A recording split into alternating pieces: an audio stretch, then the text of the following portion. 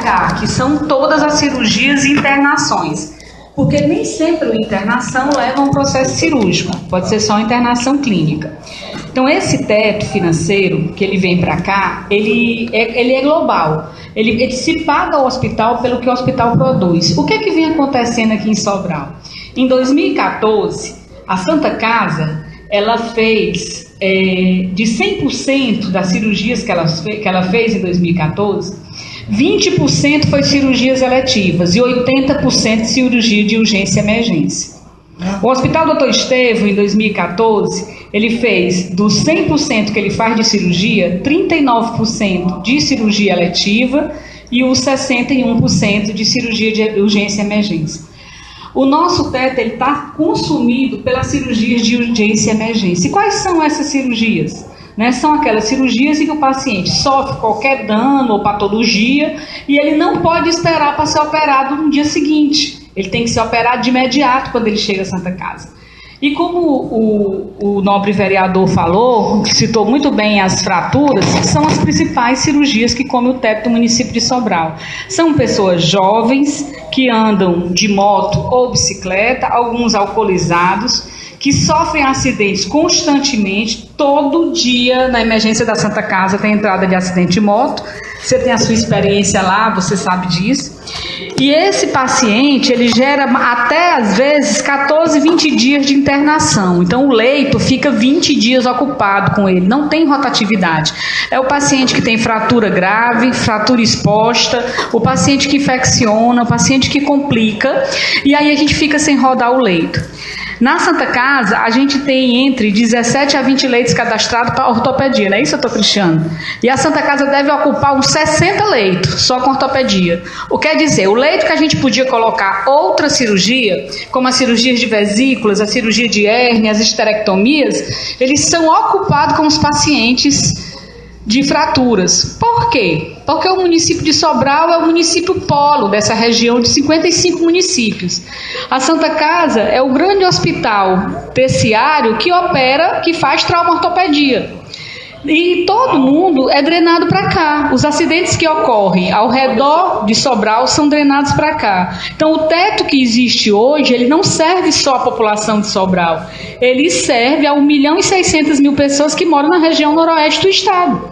Por isso que nós ficamos sufocados, querendo atender da melhor maneira possível, mas sem ter condição de atender, porque você causa um volume de uma espécie que o próprio hospital ele não consegue demandar suficientemente para isso. Muito tem melhorado. Vocês lembram que antigamente vocês viam as pessoas no chão na emergência da Santa Casa? Hoje não tem mais chão, hoje tem as macas. Mas mesmo assim ainda é sofrimento. O vereador GG, ele falou de uma senhora de 80 anos com fêmur quebrado. Ela vai para a Santa Casa, ela é diagnosticada fratura de fêmur e ela volta para casa para guardar a cirurgia em casa. Isso é completamente errado. Mas é melhor ela estar no conforto de casa do que ela estar lá naquela macazinha estreita da emergência esperando um leito para fazer cirurgia. Acontece a mesma coisa na maternidade, né? A maternidade também acontece isso. Enquanto a gente tem alguns municípios da região noroeste que não ocorre nascimento no seu território, todas as gestantes são transferidas para cá. A maternidade fica com superlotação. Se eu tenho 100% de leito, eu ocupo a maternidade às vezes com 170%. A maternidade ocupa leitos da sala de recuperação, ocupa leitos da sala de cirurgias, da enfermaria, de outras cirurgias, porque quando a mulher chega para ter neném, você não pode deixar de atender, ela vai ter que ter ali. Ela vai ter que ser resolvida ali, né? Então, assim, as cirurgias eletivas, elas vêm realmente complicando. De 2 anos para cá, o que é que aconteceu? 2 não, mas acho que já faz mais, 3 a 4 anos, o governo do estado do Ceará, ainda no governo de Cid Gomes, criou um programa, que é o programa de cirurgia Vida Nova. É um teto financeiro que foi aportado nos municípios a mais para realizar o maior número de cirurgias do que já era feito. Mesmo com esse teto, para você ver como as coisas estão caminhando com a modernidade, mesmo com esse teto, que hoje Sobral foi liberado, como o vereador GG disse, que as cirurgias agora foram liberadas, o valor dele é R$317 mil. Mesmo com esse teto a mais, ainda não é suficiente para dar cabo na fila que a gente tem. Ainda não é. nem a quantidade de leito é suficiente, nem a quantidade de recursos financeiros. E o que se pensou? O Hospital Regional Norte, para vir dar apoio à região norte do estado do Ceará. O hospital foi idealizado, foi estruturado, foi montado, mas ele precisa de recurso financeiro para se manter. Sem recurso financeiro, o hospital não pode se manter, ele não pode pagar a sua produção. E é isso que se está atrás, junto ao Ministério da Saúde, o financiamento para que possa aumentar o número de cirurgias eletivas, que já fazem também. Eu gostaria até que o diretor do Hospital Regional tivesse sido chamado para cá, porque ele tem uns números lá, nós não temos, né, Cristiano? Nós não temos o número de lá, mas sabemos a quantidade de cirurgia que são feitas lá pela população da gente, que vai às unidades básicas de saúde, que foram atendidas e retornam das unidades básicas.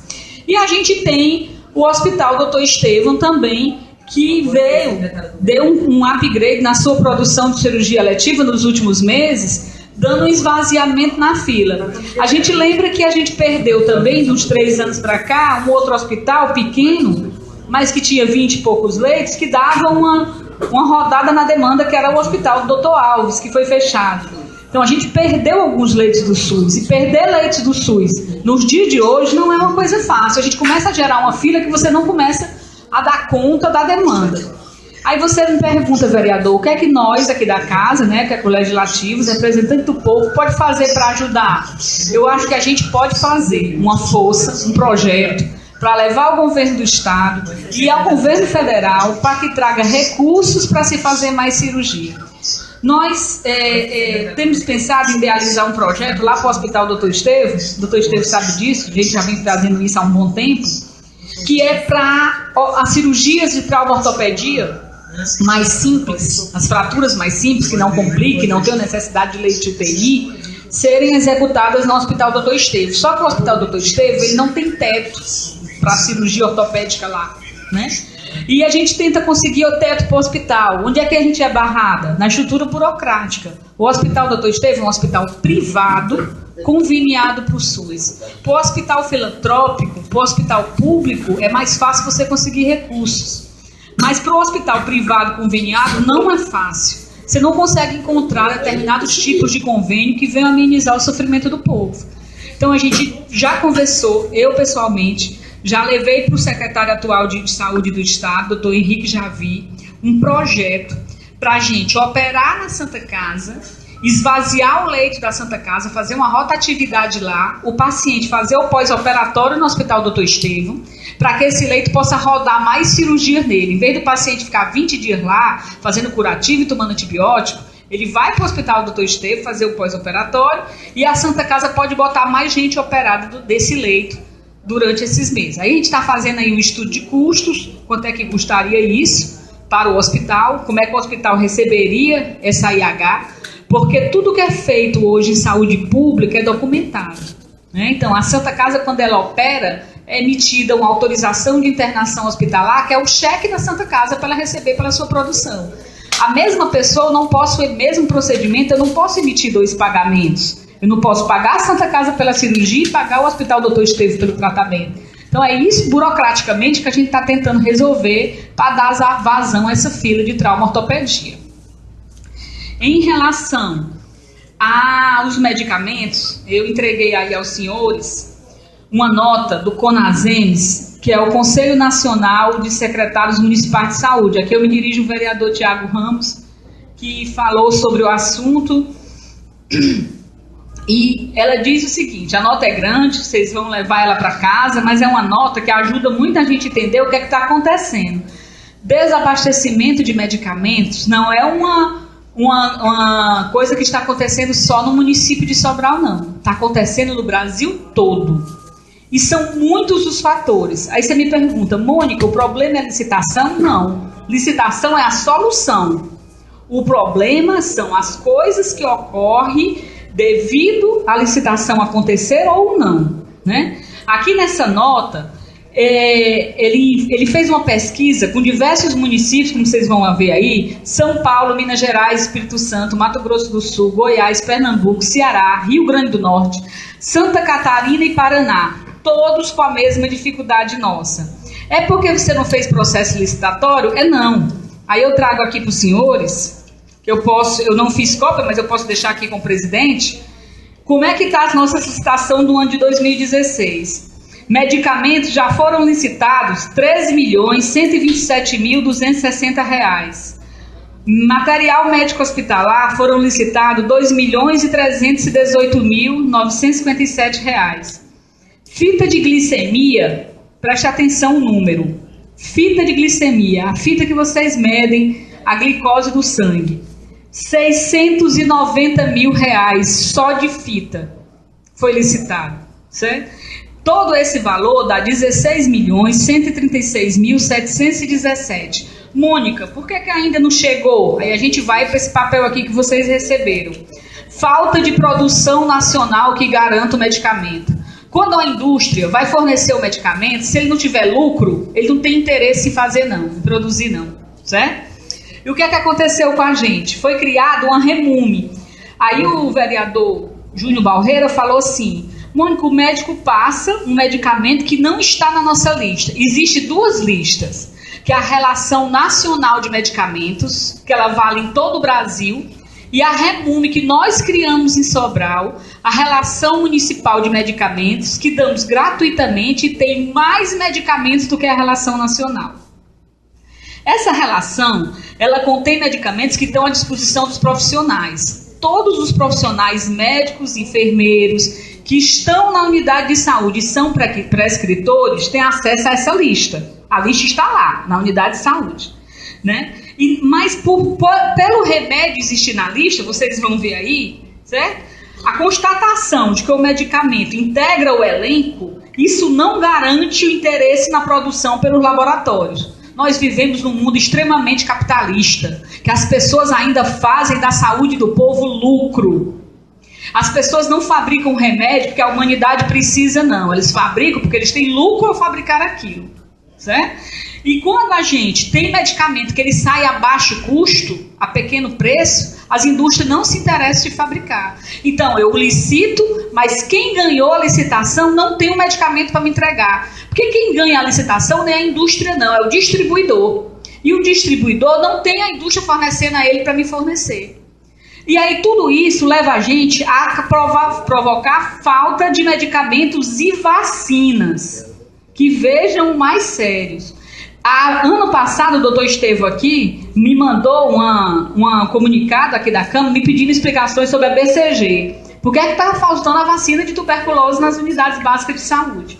Então, de 2 anos e meio para cá, nós estamos enfrentando essa grande dificuldade de aquisição de medicamentos. Medicamentos, soros e vacinas. E esses medicamentos que poderiam estar faltando exatamente no tratamento das pessoas, faltam por diversos motivos. Falta de interesse da produção, a matéria-prima é importada, o dólar estava nas alturas, ainda está muito alto. A indústria não queria importar matéria-prima com dólar tão alto, a não ser que ela pressionasse a presidência da República a aumentar o preço do medicamento para aumentar seu lucro. Como não havia o aumento do preço, eles faziam o boicote e não produziam o medicamento. Isso na maioria dos antibióticos. Aí a gente tem aqui dependência da importação da matéria-prima, falta de produto no mercado por descontinuidade temporária ou definitiva na produção, quantidade insuficiente do produto, o aumento do consumo é tão grande que a indústria não consegue produzir o suficiente para a falta. Certo? Se vocês verem aqui na segunda página, tem uma relação dos medicamentos mais faltosos. Um exemplo, a amoxicilina, que todo mundo toma amoxicilina hoje quando está com uma crise de garganta ou com problema de ouvido, está faltando, é o que mais falta. Cefalexina, dobutamina, que é o medicamento cardíaco, ciprofloxacina. Então aqui é o metronidazol. Então aqui são a listagem dos medicamentos que estão mais faltando nos municípios. Não é só no município de Sobral que falta medicamento no Brasil todo. E além dos medicamentos, eu trouxe para os senhores também a falta das vacinas e soros, certo? Aí a gente tem vacinas que vão faltar aí, que estão com estoque. Nós temos várias vacinas. Aqui estão com estoque zerado e aqui estão com estoque precário. Com estoque zerado é o seguinte: a vacina é distribuída pelo Ministério da Saúde. Eu já vim aqui outras vezes, e a gente já conversou com os senhores, e vocês entenderam que o medicamento é tripartite. Ele é financiado pelo Ministério da Saúde, pela Secretaria de Saúde do Estado e pelo município de Sobral, né? Junto os três dinheiro e faço a compra global. A vacina ela não é comprada por nós. A vacina ela é doada pelo Ministério da Saúde. A gente não tem acesso à compra, certo? A gente só aplica. É feita a distribuição pelo Estado e o município faz a cobertura vacinal da sua população. Então, alguns estoques estão gerados no Ministério, nós ainda estamos aplicando, porque nós temos estoque no nosso município. Mas ao esse estoque acabar, não sei como nós vamos ficar. Porque não vai ter mais vacina, pelo menos por enquanto, e algumas, a Anvisa ainda está vendo como vai fazer essa fabricação. Aí eu pego a última fala do presidente, antes de eu vir aqui para a mesa, que você tem duas entidades extremamente sérias que mexem com a vida das pessoas no país, que é a Anvisa e a Agência Nacional de Saúde, e são regidas e indicadas por cargo político. A gente precisa de pessoas competentes nos cargos. Podem ser políticos, mas que sejam competentes. Porque estão mexendo com a vida das pessoas, né? Então, a falta de medicamento que a gente está enfrentando hoje, ela se baseia muito nisso. E a gente não esconde. A CAF, ela está lá aberta. Eu queria até convidar, os senhores já foram uma vez, acho que o vereador Gilmar Barros já fez uma visita à CAF, a Central de Abastecimento Farmacêutico do município. Então, assim, nós tivemos dificuldade? Tivemos. Muitas, não foram poucas. Dos medicamentos padronizados, que é aqueles medicamentos que a gente tem na unidade de saúde no dia a dia para entregar à população, são 140 itens. Desses 140 itens, a gente teve com falta, chegamos a faltar 67 itens deles.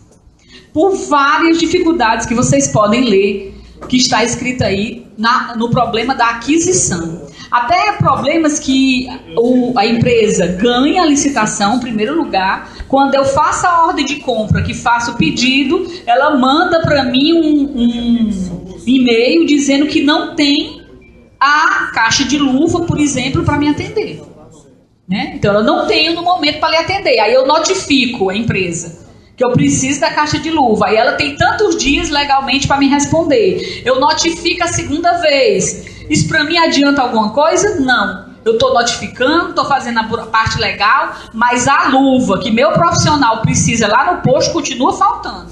Porque eu estou amarrada a uma burocracia de uma lei 866 que eu só posso comprar de quem ganhou o primeiro lugar no processo licitatório. Até eu me desfazer desse primeiro lugar ou provar que a empresa que ganhou não tem a competência para me servir, o meu povo fica desabastecido de equipamento nas suas unidades. E eu tenho que sofrer com isso, né? Não pensem, senhores, que mesmo que os eleitores de vocês, eles chegam até vocês reclamando da falta, vão aos programas de rádio reclamando da falta de remédio, que isso não é uma preocupação diária nossa que faz a gestão, não. Cada gerente de unidade de saúde que está aqui ouvindo a gente hoje tem essa preocupação diuturnamente de oferecer o medicamento para o seu usuário. Mas elas sabem da complexidade que é para estar com 100% de itens no nosso estoque, entregando aos usuários. E também a resposta ao vereador Tiago Ramos, a metformina já chegou, graças a Deus, o ibuprofeno também e o diazepam também, que são aqueles medicamentos que mais saem. E assim, a gente também tem alguns, às vezes a gente pede a compreensão de algumas pessoas. Eu estava na inauguração na academia da praça que teve aqui, em Sobral, no final de semana passado, e um senhor mototaxista me abordou. Doutora, minha mulher não tem tal e tal medicamento. Existe um programa nacional da Presidência da República de medicação pública nas farmácias privadas de Sobral, né? E essa distribuição de medicamento é gratuita. Basta que o usuário esteja com a receita, vá lá, faça seu cadastro. Ele pode receber tanto na minha unidade básica, como ele pode receber na farmácia privada de graça. É de graça, ele não precisa pagar. Mônica, porque tem lá na farmácia privada e não tem para o público? Porque o interesse de vender para o privado é um, o interesse de vender para o público é outro. Quando é o público comprando, que é em grande quantidade, eu compro comprimido a 0,01 centavo. Quando é o privado comprando, ele compra o mesmo comprimido que ele vende para mim, ele vende a 10 centavos para o privado. Ele vende 10 vezes maior. E como que a indústria farmacêutica visa lucro, eu já digo de novo, ela não visa a saúde do paciente, ela prefere vender para o privado a 10 centavos e dizer que não vende para mim a 0,01 centavos. Então, todos esses problemas a gente enfrenta no dia a dia da compra de medicamentos. A farmácia popular do Brasil é outra farmácia que entrega alguns medicamentos gratuitos e outra a preço irrisório. A fluoxetina, que é o medicamento que estava faltando, que é o medicamento usado para tratar depressão, ele é vendido na farmácia popular a R$ 1,50 cartela. E eu fiquei sem a fluoxetina porque o meu fornecedor não entregou. Né? E aí, lá na farmácia popular, ele pode comprar lá R$ 1,50 ou duas cartelas a R$ 3, até o da gente chegar e a gente poder voltar a fornecer.